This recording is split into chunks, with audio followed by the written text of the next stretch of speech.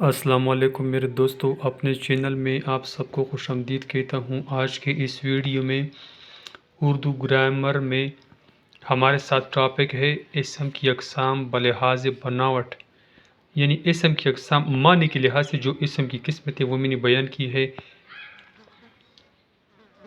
آج کے اس ویڈیو میں اسم کی اقسام بلحاظ بناوٹ کے لحاظ سے ہیں، تو چلو شروع کرتے ہیں۔ بناوٹ کے لحاظ سے اسم کی 3 اقسام ہے۔ بناوٹ کے لحاظ سے اسم کی 3 اقسام ہے۔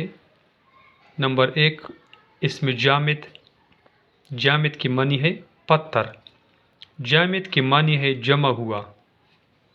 یہ وہ اسم ہے جو نہ خود کسی اسم سے بنا ہوا ہو اور نہ اس سے کوئی اور اسم بن سکے، مثلا پھول، چاند، کشمیر، وطن، جنت وغیرہ۔ اسم جامد، جیسا کہ میں نے آپ کو بتایا کہ جامد کی معنی ہے پتھر، جس طرح ایک پتھر سے دوسرے پتھر اور پتھر نہیں بن سکتے، بالکل اپنی جگہ پر پڑا ہوا ہے، نہ ہل سکتا ہے، نہ اس سے اور بنائے جا سکتے ہیں۔ اسی طرح اسم جامد کی معنی بھی ہے جمع ہوا اسم، یعنی وہ نام جو نہ کسی اسم سے بنا ہو اور نہ اس سے کوئی اور نام بن سکے یا اسم بن سکے۔ اگلا ہے ہمارے ساتھ اسم کی دوسری قسم ہے اسم مصدر۔ مصدر نکلنے کی جگہ کو کہتے ہیں۔ یہ وہ اسم ہے جو خود تو کسی اسم سے نہ بنا ہو مگر اس سے قاعدے کے مطابق کئی نئے الفاظ بن سکے، مثلا آنا، جانا، لکھنا، اٹھنا، بیٹھنا وغیرہ۔ اسم مصدر یعنی مصدر نکلنے کی جگہ کو کہتے ہیں، یعنی وہ جگہ جس سے کوئی نکلے، یعنی وہ اسم جو خود تو کسی اسم سے نہ بنا ہو مگر قانون کے مطابق اس سے اور نئے الفاظ بنا سکے۔ مصدر کو کس طرح بنایا جاتا ہے؟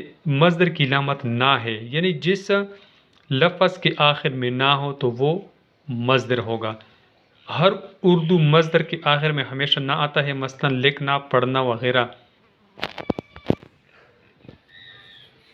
بعض اسم ایسی بھی ہوتے ہیں جن کے آخر میں نہ آتا ہے لیکن وہ مصدر نہیں ہوتے، یعنی اس کے ساتھ بعض مصدر ایسی بھی ہوتے ہیں اگر ان کے آخر میں نہ آ جائے تو وہ مصدر نہیں ہوتے، مثلا نانا، گنا، مونا وغیرہ۔ بناوٹ کے لحاظ سے اسم کی تیسری قسم ہے اسم مشتق۔ مصدر سے نکلا ہوا ہر اسم مشتق کہلاتا ہے، مثلا پڑھنا مصدر سے پڑھائی، لکھنا سے لکھائی، سینا سے سلائی وغیرہ۔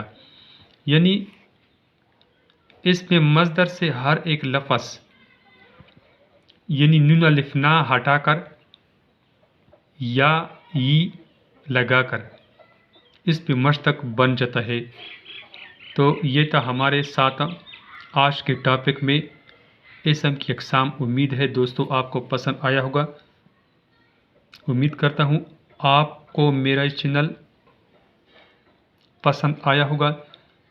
اگر آپ میرے چینل پر نئے ہیں تو پلیز میرے چینل کو ضرور سبسکرائب کریں اور ساتھ میں بیل کا بٹن بھی دبا دیں تاکہ ہر آنے والی ویڈیو آپ تک آسانی سے پہنچ جا سکے۔ خدا حافظ۔